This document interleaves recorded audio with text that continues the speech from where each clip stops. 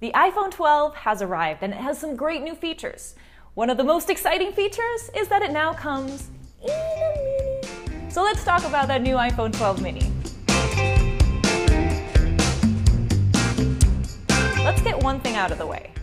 The iPhone 12 and the iPhone 12 mini are essentially the same phone. So most everything that I tell you in this video applies to both devices in case you are deciding between the two, unless I specify otherwise. Let's start with the obvious though, the size.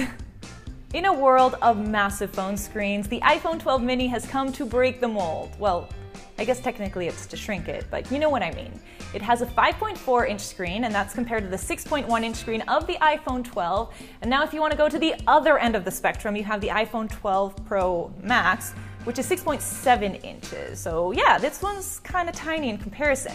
If you're having a hard time picturing what this looks like, well, just think back to the iPhone 5S or the original iPhone SE, because it's essentially the same phone. In fact, it even has the same design with those flat edges, but now it has glass on the back, 2 lenses, and of course, all screen, meaning no bezels, no Touch ID. All beautiful OLED screen on the front of this phone. In fact, all of Apple's new iPhone 12 lineup has OLED displays, which is great. Now, I get that if you're watching this video from the screen of your phone, the idea of going down to a smaller screen may not be as appealing as I'm making it sound, but it's just exciting to think about having a truly one-handed operation on a phone. And I know that reachability exists and all that kind of stuff, but it's not the same.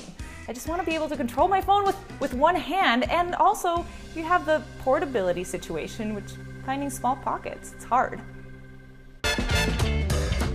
Now beyond the size, there's the fact that all these phones are 5G ready, yes, even the mini. Now, whether or not the world is ready for 5G, well, that's a totally different and more complex question that I won't get into in this video, but it is comforting to know that you're buying a phone that will stand the test of time once 5G does become more widespread. In fact, some of you may already have it available as we speak, and when it does become available, it will be speedy. Now, speaking of standing the test of time, these phones are built to last.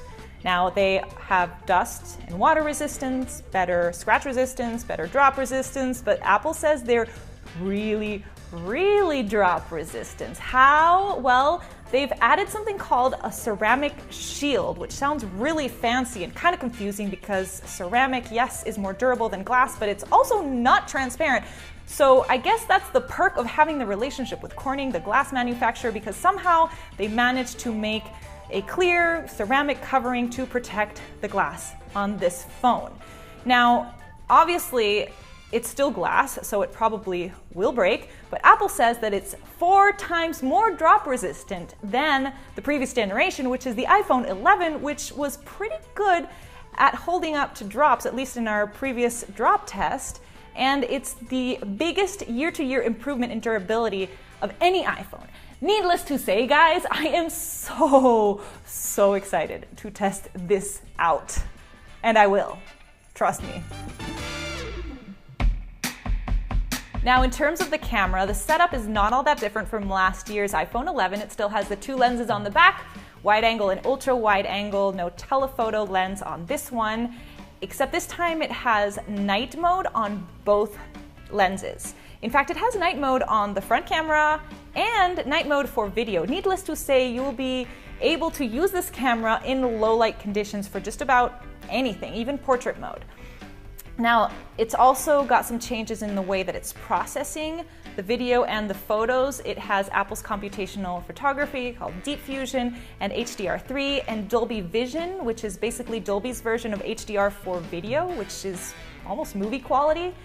So basically for you, what that means is that you will have what looks like professionally edited photography and videos straight from your iPhone. Now, this is obviously what Apple says, and we still have to run our own test to be sure, so stay tuned for that.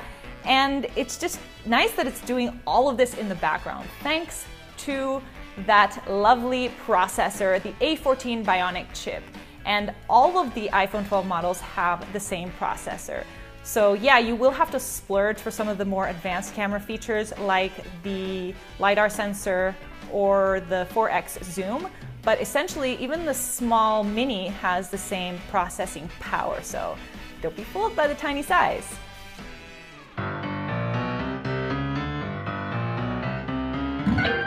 Now, one of the downsides of having a smaller phone is that you have a smaller battery. Now, Apple doesn't disclose the exact size of the batteries of their devices, but they do say that we can expect about 15 hours of video playback on the iPhone 12 mini. That's compared to 17 hours of video playback on the traditional iPhone 12, which is the exact same amount of time that you would get on the iPhone 11 from last year. So there's that. Then you have the whole issue of pricing. So the $699 base price of the iPhone 12 mini is the exact same as last year's iPhone 11, meaning you don't get a discount for the smaller screen. In fact, if you want that larger 6.1-inch display, you have to pay $100 more, so $799. And then you might also want to check the website when you're buying the phone because not all carriers are priced equally.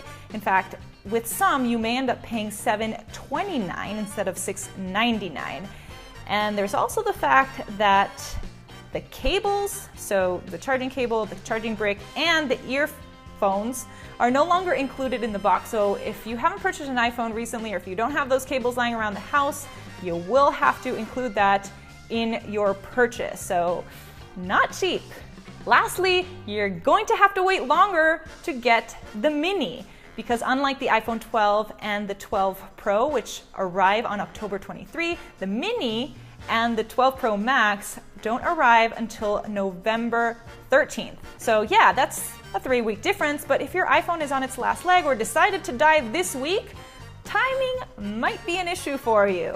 Ultimately though, the addition of the mini is a very good thing, because it just means more options to choose from when it comes to buying an iPhone, and that, in my book, is a good thing. But enough about me. I want to hear what you guys thought of the iPhone 12 mini and the entire iPhone 12 lineup. So sound off on the comment section below, and also go check out all our coverage of the Apple event, including Patrick's take on the iPhone 12 Pro and the 12 Pro Max. And also, check back with us in the coming weeks, because you know that we will be doing a lot of fun tests on these new iPhones. Until then, I'll see you next time.